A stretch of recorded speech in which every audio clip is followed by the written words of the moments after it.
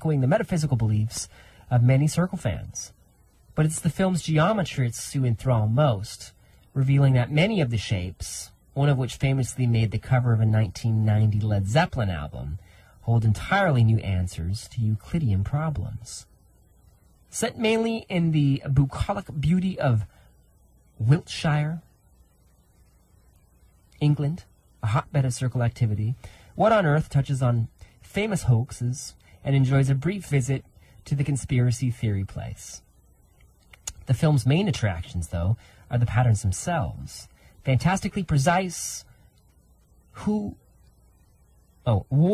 and curlicues, radiolaria and mandalas that drift across the screen like the endlessly reforming crystals in a kaleidoscope. Whether designed by nature or by little green men, they make you want to believe. So congratulations, Miss Taylor, on that review in the New York Times, and best of luck on the New York Strip with that movie. Now, it's my turn for the review, because I think my review is the best. I'm just kidding. I'm biased. I have deep insight into it. I try and stay objective and not subjective. But I really like this movie. I think it offers a lot of good nuggets. This is my review in the New York Times of What on Earth. And this is the title: Evolved, provocative, insightful, progressive, a must-see.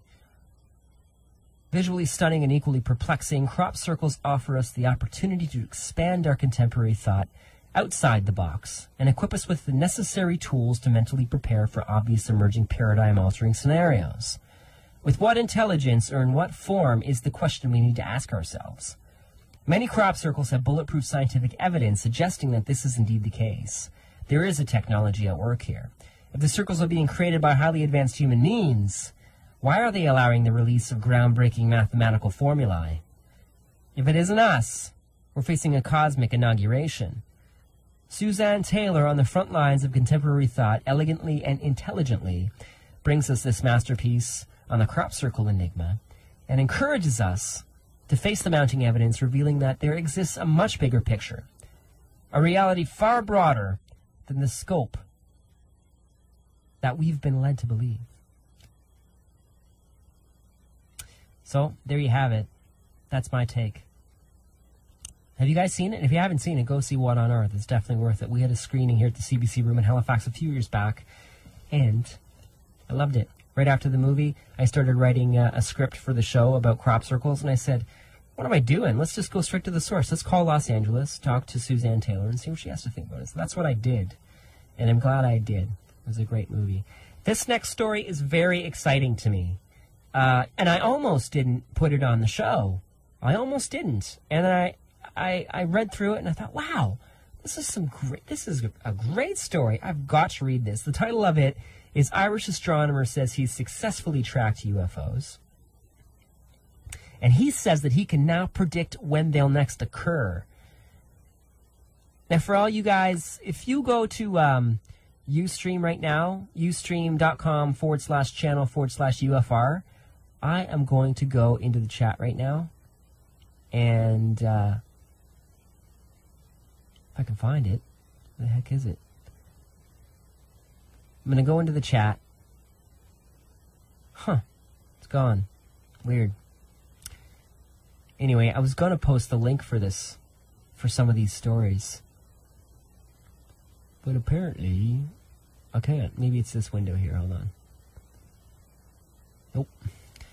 Ustream. Hold on. This is just a matter of suspense.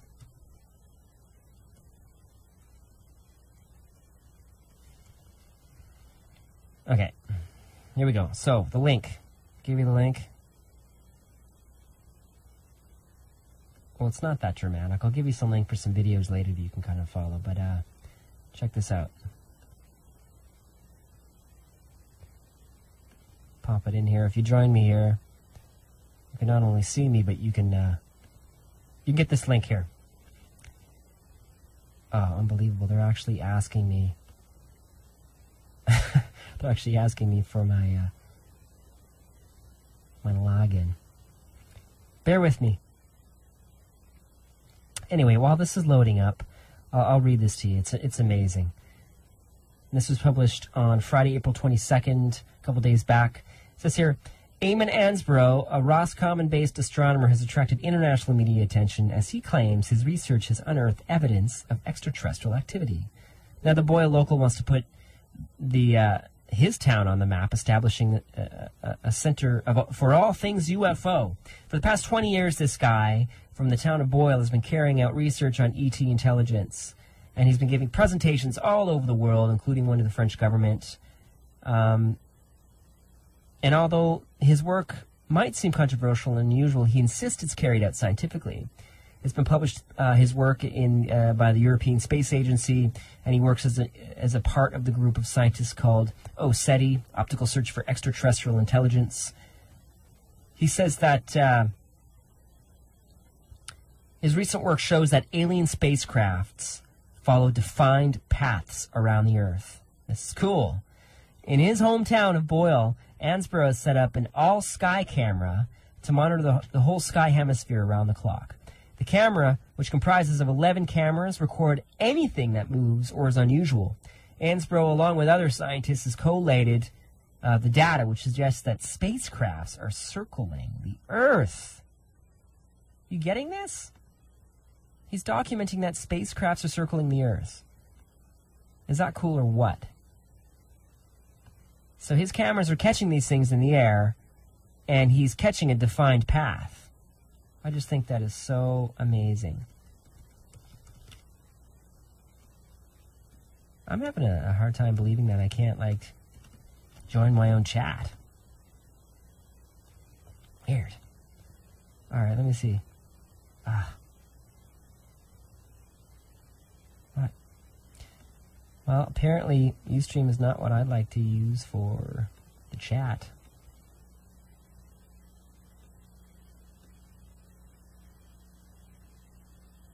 Okay, anyway, here's the link for this story. If you're on there, check it out.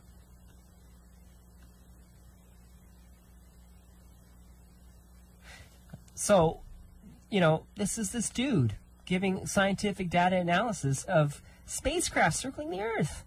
And he says, when you take all this data and apply it to the theory, we found that it fits with the computerized time graphs, and then we can predict when future sightings will occur. And we have found that it has happened in Boyle, his hometown. He refers to them as identified flying objects rather than UFOs. Making comparisons to Roswell, New Mexico, he said the tourism potential is huge. And he said drawing comparisons with the UFO Center in Roswell, New Mexico, which attracts huge numbers of visitors every year, and also another UFO center in Japan. He told his local paper, the Roscommon Herald, quote, "We haven't proven our discovery to the scientific community yet and don't have the resources. But we can show that ET spacecraft are on specific orbital tracks around the Earth." That's just incredible. I'm so glad that I read this story and put this on, because I think this is great work. How many spacecraft are up there that are orbiting the planet that he can put his cameras on here and predict that? I was going to go into, actually, I probably should read a little bit because this kind of ties into our interview today. It's about Michael Tellinger and the ET history in ancient stones. Essentially, Michael Tellinger is an author that says that extraterrestrials have been integrating their species into ours for eons, and the remnants of their visitation, like Eric Von Daniken and Graham Hancock, Zechariah Sitchin, and people who have come before, he states that these ancient monuments and artifacts left behind, like giant pyramids all over the Earth, and major ancient indigenous city centers, were built by extraterrestrials or in aid of the ETs with that local species of human. And he's pretty adamant of it.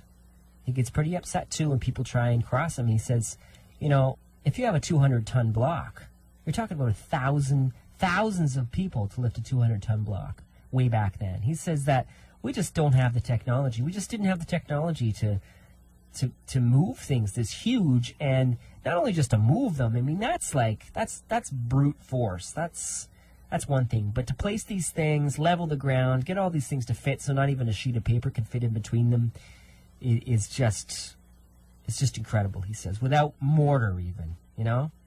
Cut so perfectly that they don't even need mortar.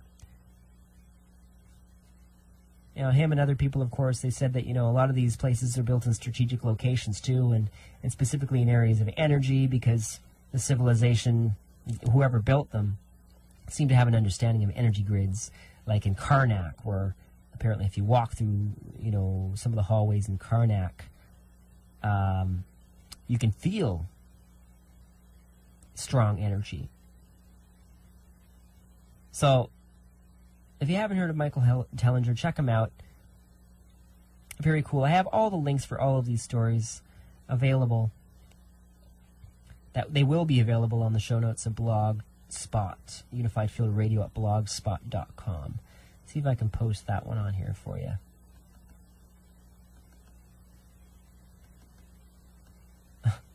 Apparently, I can't. Interesting. Anyway, what else do I got for you? Because we only have about 15 minutes, and I got a ton of stuff to talk about. There's that with the Stones, Michael Tellinger. Life on Mars. Scientists discover a buried treasure. This is cool, and I'll tell you why. Because people have always speculated that life has existed on Mars. For generations, they've looked up to the stars, looked at Mars, seen the strange scars and markings all over the red surface, and thought, there must be a civilization up there. Of course, we all know the story. You know, once we developed the scientific tools to discover further, we realized, well, that's just not the case. But as the technology advanced, we realized that, yes, water has carved paths and canyons and riverbeds, and there indeed was an atmosphere once, and there was indeed running water. And then, eureka, we had found water. And this particular story says that they have found a previously undiscovered buried treasure, quote unquote, because it's an underground dry ice lake bed. And so now they have a better idea of what happened to the atmosphere once it dissipated. It was trapped in a lot of this dry ice. And I love Mars. I've always been infatuated with Mars. From the days of Total Recon and Arnold Schwarzenegger and beyond. I did a project and made it to the regional science fair based on the terraformation of Mars. I've always loved this planet. And then the story in the 90s of the rock with the possible alien life, microbial life on it. There's more to be seen here on Mars. There's stories of even vegetation on Mars that I'm very excited to see further investigation into. Let's not even talk about Cydonia. Let's not even go there, because there's all kinds of stuff there that indicates life. If you've done any kind of investigation into that, the face on Mars and beyond that, it goes way beyond the face on Mars. But a cool story: an ancient dry ice lake bed found beneath the surface of Mars. Now, I don't know if you guys have heard, there was a lot of fuss about this YouTube video about this dead alien discovered in the snow in Siberia. Have you guys seen this thing? It's got like the hokey music, and I was just listening to an episode of Open Minds actually, and they were saying, you know, generally when you see like a video on YouTube and it's been pre-produced and it's got music and an intro and an outro and this sort of thing, chances are it's pretty much fake. And I agree, because the people who want to share information about real knowledge, they're just going to put it there. And you're going to go up there and you're going to see it and you're going to go, wow. This is one of those movies that has music, you know, and it's definitely produced. And when I first saw it, I immediately thought hoax. I'm a very good judge of this stuff. And now the new story that's come out says indeed that it was indeed fake. What happened was the video started to circulate, and once it got popular, police officials became concerned, because what they were thinking was that it was some kind of dead fetus, some kind of dead alien fetus. So they tracked the video down to this guy, went to his house, and he was scared. Totally scared, as anyone would be perpetrating a hoax to begin with, but because of the charges of a possible death of an infant. But it turns out that it was just this This is where it gets funny. It was chicken skin stuffed with bread and then painted in quote-unquote alien colors.